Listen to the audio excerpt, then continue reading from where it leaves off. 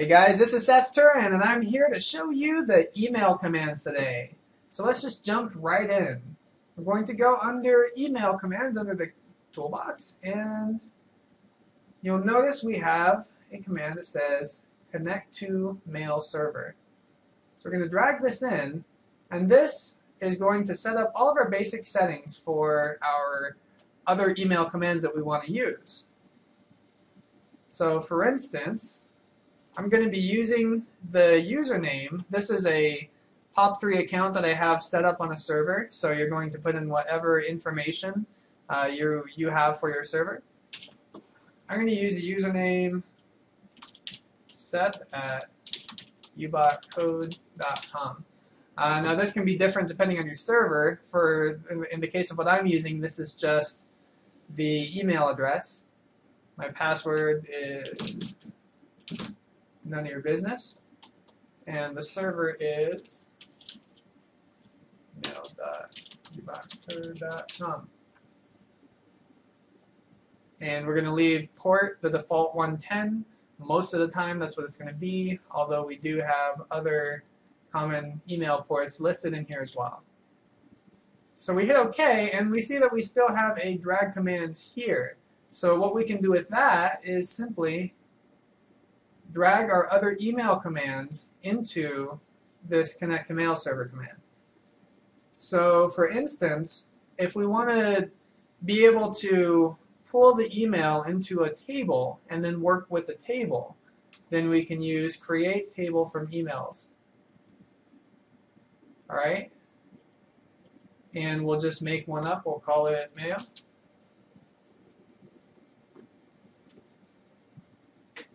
And then if we run this, it's connecting, it's checking the emails. It was pretty quick.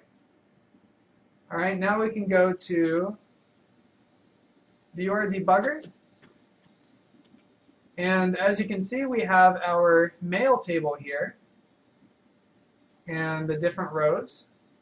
Each row represents one email, and then the various columns represent the different values of the email. So column 0 is the from line, column 1 is the to line, column 2 is the subject, this is the date, and this is the body of the email. So we can go through and see the various emails that we have in here. Now, a lot of the time, what we need to do with our email when we want to play with it is we want to verify accounts on various websites. So because it's such a common action, we decided to go ahead and make a command out of it, and that is the verify emails command. We're going to drag that in. Now, when we drag it in, we get a verify email wizard.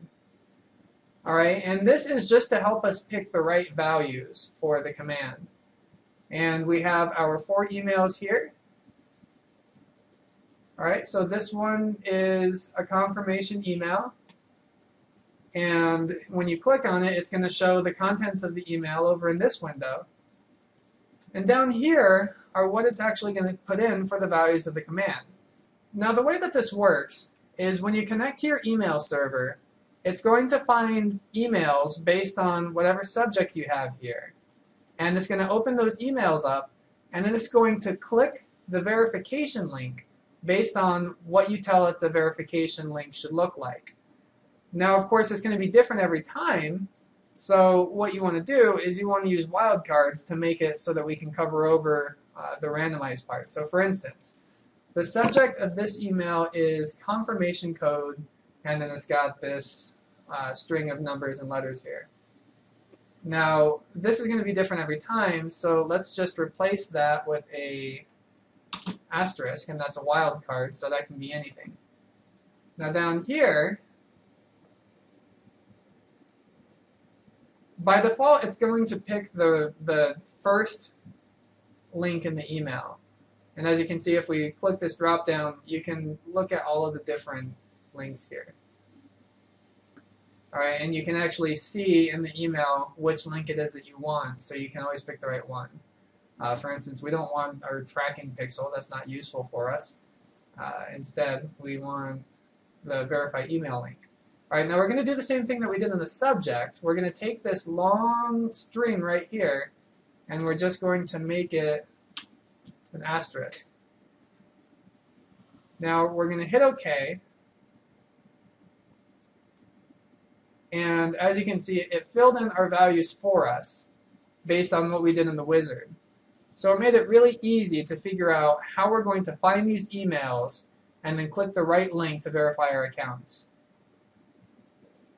Now, one other thing to note really quick before I hit OK is that it can delete the emails for you after you verify them. And you have a few options here. You can either delete all of the emails, or you can delete just the ones that you process the verifications for, or you can do none at all. I'm going to click none at all.